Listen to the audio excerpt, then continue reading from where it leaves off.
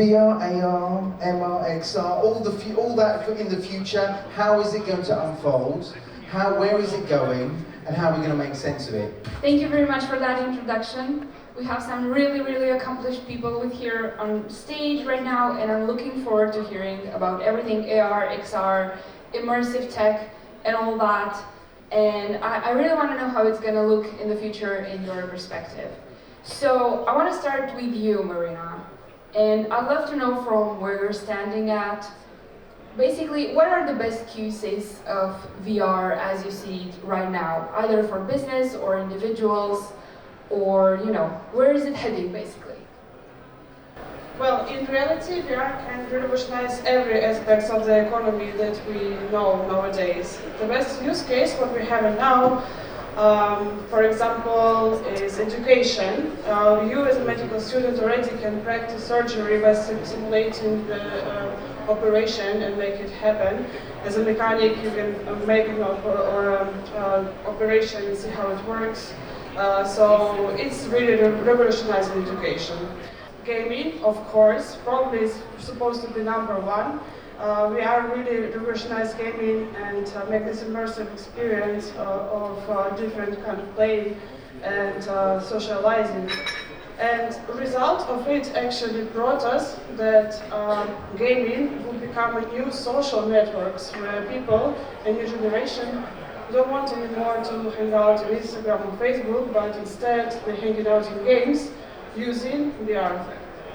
That's an excellent point you just made, and I think we're already seeing that happening.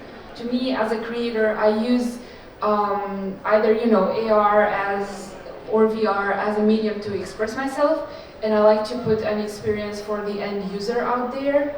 Adoption is the next phase, because every time we are looking for something else, for something new, and there's not adoption. We don't have an augmented reality filter for every, let's say, online store, or a VR for retail or something like that, or for anything that might use. In the school, we don't use virtual reality or augmented reality as it should be. But because if you want a real question, what's next? Because we cannot stop technology to say, let's adopt now to what we have already and think like, okay, let's stop the world. I think what's going to be next is phygital. If you're talking about brands, phygital, everything that's connecting the digital universe with physical universe and real things, and I think that should be the next step. For sure, the things that are also haptics, because we are lack of all senses in this new virtual world. We don't have the smell, we don't have the haptics. I think this is going to be a next step for technology. So I think it's very nice the observation that I heard before, because yes, we are living in a world that is evolving very much, and without the digital tools and without the augmented reality, the artificial intelligence and virtual reality, I can't see the future.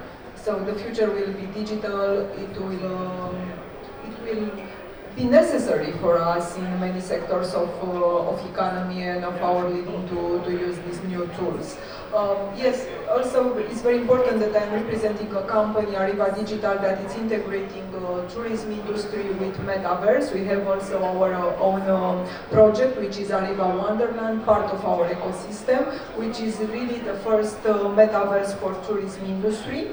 I will tell you shortly what is about and explain how is the connection with the virtual reality. So we have our metaverse, so our users can travel in different destination in virtual reality. They can travel in the past or in the future. So you can see how the pyramids were built, for example, or you can visit the Tour Eiffel, or maybe you can see something from the future that you are imagining. You also have your own territory in our Wonderland, so you can build also in your territory in our metaverse, in our virtual reality. But this is the next step. You can promote all this destination in metaverse and have the real experience, like not real physical experience, but having the virtual experience that it's offering you more motivation to go and travel in these destinations. Also, we have the possibility for gaming. which is essential, and also the possibility to earn and also to connect with other people in virtual reality. So it's not something that it separates you from having a social life, to say like this, but it's connecting you with many other people. You wanted to say something, Adrian, on the topic? Yes, I think it's wonderful to have the think about traveling using the VR headsets. But I think the most important thing is the adoption. And some previous speaker asked everybody in here how many of you has a VR headset. And I don't think I think we need that killing app, something that will make you spend money for that VR headset. And speaking of interesting backgrounds, because I feel like it's really nice to have, like each of you, you're part of a different kind of field. I want to go over to you, Mugur, and I want to ask you a kind of like a business more oriented question. If you were to invest in a startup right now that has its focus in either VR or AR, what kind of problems should that business try to tackle? Where should its focus be, and how do you see its value in the near future? Okay, I do invest in it, so. But outside of what we do at Data Studio, I believe the bottleneck is on the end user part. I mean, we just said that we need a killer app that's going to make everybody buy a VR headset. I personally don't believe that such an app exists. I don't find any app that would make me use daily a VR headset because I don't like the experiences. It's too big, it's uncomfortable, it doesn't make me feel good. So the revolution, and I would really invest in any startup doing this, has to be on the hardware side.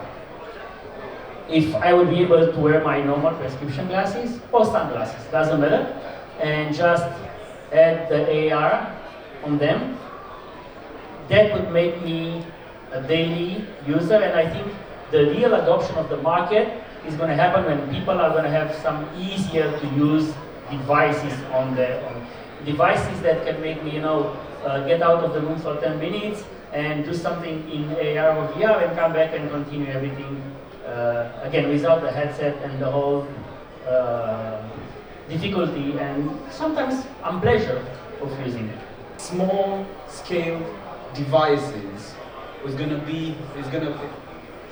will be in the future. I think Apple is working on something like that already. Microsoft and that Meta, and they're making the VR, the augmented reality headset smaller and smaller. But I think it's also gonna be something very intrusive, because are you really aware that something so small is in your body because you keep it between your in your eyes? So because technology is something outside of us, it's gonna be every time you're gonna ask yourself, should I take this device inside of me? For the new generation you mentioned earlier, for them it's much easier. They don't make this difference between devices outside or closer to the body because they were born with devices. And exactly as you mentioned, my kids were both very disappointed that my MacBook doesn't swipe. But I want to add an idea. Okay, that's a bit scary one, so please don't throw the rocks. What do you guys think about Neuralink as a possible future for AR or VR? No device, and just mind connected. And something like everybody in this room should think about. How about connecting ChatGPT with Neuralink right now, in this moment? How many of you are agree with that? Right now, in this moment. Can I see some raise hand? 1, 2, 3, 4. Well, we're all early adopters in here. So basically, where are you seeing the implication of AI in all this immersiveness of AR and VR? And I would like to go over to you, Marina, first. Thanks. Well, I do believe that without AI, VR will never go for mass adoption, because this metaverse, this parallel reality world that we hear about cannot exist without lots of inhabitants, otherwise it will be boring. And AI wanna put in this inhabitants. It's gonna be perhaps not real people. It could be these digital avatars, influencers that we already see, like digital humans, which will be super intelligent, super fun, with sense of humor. You can talk to them, you can study for them. Like right now, everyone using OpenAI, right? This will be very useful now, so why not to use it and why not to integrate it in everything, and especially in science. I think in science we can't talk anymore, and in sectors like medicine we can't imagine that the evolution will be without AI. So it will be an integration, just to be a very responsible one. Thank you for a great panel to all the speakers, and thank you for the audience to tuning in. We are available to chat on these topics. Afterwards, you're gonna find us there. Don't forget to add us on social media and all that, and have a great day, everybody. There we are, ladies and gentlemen. Hands together. It's our panelists. Thank you so much.